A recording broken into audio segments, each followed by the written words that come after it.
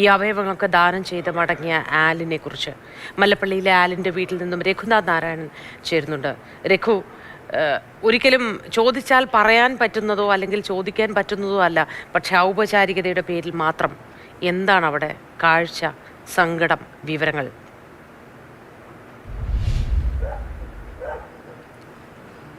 കുഞ്ഞിൻ്റെ മല്ലപ്പള്ളിയിലെ വീട്ടിലാണ് ഉള്ളത്. എന്നോടൊപ്പം കുഞ്ഞിൻ്റെ അച്ഛൻ്റെ അച്ഛനാണ്. അദ്ദേഹം മുൻ പഞ്ചായത്ത് പ്രസിഡൻ്റാണ്, മാധ്യമപ്രവർത്തകൻ കൂടിയാണ്. എപ്പോഴാണ് ചടങ്ങുകളൊക്കെ തീരുമാനിച്ചിട്ടുള്ളത്?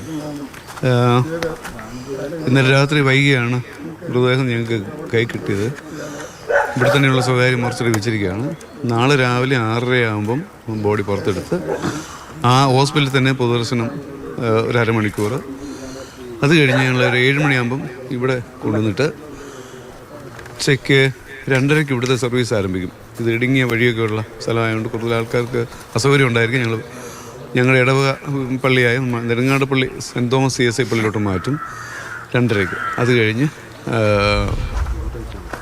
ഒരു 4 മണിക്ക് സർവീസ്, 3:30-4 സർവീസ് ആരംഭിച്ച് 5 മണിക്ക് എല്ലാം അവസാനിക്കുന്ന രീതിയിലാണ് ഇടവകളും നമ്മുടെ ഇടവ വികാരിയും സഭയും എല്ലാവരും കൂടെ തീരുമാനിച്ചിട്ടുള്ളത്.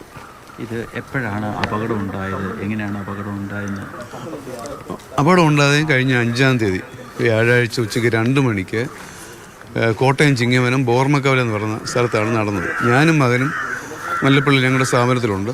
അപ്പോഴാണ് ഈ അറിയിപ്പ് മരുമകൾ ഫോൺ ചെയ്തപ്പോൾ അവനെയും എൻ്റെ മകനെയും എൻ്റെ കൂട്ടുകാരനെയും കൂട്ടി ഞാൻ അങ്ങോട്ട് വിട്ടു. അങ്ങോട്ട് പോകണം എന്താണെന്നൊന്നും അറിയത്തില്ല. അപ്പോൾ എൻ്റെ ഒരു മാധ്യമ സുഹൃത്തിനെ തന്നെ ഞാൻ അന്നേരം വിളിച്ചു, ഇതെന്തോ സംഭവം. അപ്പോൾ അദ്ദേഹം അവിടെ പോയി അന്വേഷിച്ചു. അദ്ദേഹത്തിൻ്റെ വീടിനടുത്താണ്. അന്വേഷിച്ചപ്പോഴാണ് ഇതിൽ ഒരു ചിത്രം വ്യക്തമാകുന്നത്. പിന്നെ ഞാൻ അപകടം നടന്ന ഉടനെ കുട്ടിയെ ആലിനെ ചങ്ങനാശ്ശേരി ഗവൺമെൻറ് ആശുപത്രി കൊണ്ടുവന്നു. അവിടുന്ന് ചെത്തിപ്പുഴ ആശുപത്രി കൊണ്ടുവന്നു. ചെത്തിപ്പുഴയിൽ നിന്നാണ് PICU ഉള്ള ബിലീവേഴ്സിലോട്ട് മാറ്റുന്നത്. അവിടെ ഒരു 1.5 ദിവസത്തോളം എല്ലാ പരീക്ഷണങ്ങളും എല്ലാം നടത്തി. സാധ്യത കുഞ്ഞ് കാറില്ല, എതിരെ വന്ന് കാറാണ് തട്ടിയത്. അയാൾ ഉറങ്ങിപ്പോയെന്നാണ് നമുക്ക് കിട്ടുന്ന വിവരം, എതിരെ വന്ന കാറുകാരൻ. അപ്പം അവിടുന്ന് നേരെ നമ്മൾ അമൃത ആശുപത്രിയിലേക്ക് കൊണ്ടുപോകായിരുന്നു. അവിടെയും കിട്ടാവുന്ന എല്ലാ പരിചരണങ്ങളും കിട്ടും. പൊതുപ്രവർത്തകരാണ്, മാധ്യമപ്രവർത്തകരാണ്, ചേട്ടൻ്റെ ഒരു തീരുമാനമായിരുന്നു ഈ അവയവങ്ങൾ? അല്ലല്ല, ഞങ്ങൾക്ക് അങ്ങനെ ഒന്നും മുൻകൂട്ടിയുള്ള ഒരു തീരുമാനങ്ങളൊന്നുമല്ല. സത്യത്തിൽ ബ്രെയിൻ ഡെത്ത് നടന്നു എന്ന് പറഞ്ഞപ്പം എൻ്റെ മനസ്സ് ചെറുതായിട്ട് പോയി. പക്ഷെ ഞാനത് ആരോടും പറഞ്ഞില്ല. പക്ഷേ പിറ്റേ ദിവസം കൺഫേം ചെയ്ത് കഴിഞ്ഞപ്പം മകൻ എന്നോട് ചോദിക്കുന്നു, ഞങ്ങളൊരു തീരുമാനം എടുത്തിട്ടുണ്ട്.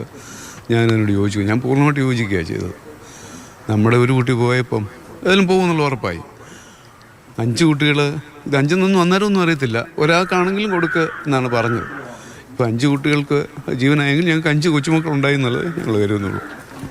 സ്വാഭാവികമായിട്ട് തന്നെ വൈകാരികമായിട്ടാണ് അദ്ദേഹത്തിൻ്റെ പ്രതികരണം ഉണ്ടാകുന്നത്. നമുക്ക് തന്നെ അറിയാം, നമ്മളുടെ വീട്ടിലൊരു മരണം സംഭവിക്കുമ്പോൾ, പ്രത്യേകിച്ച് കുഞ്ഞു മക്കളൊക്കെ ആകുമ്പോൾ എത്രത്തോളം നമ്മൾക്ക് വേദന ഉണ്ടാകും എന്നുള്ളത്.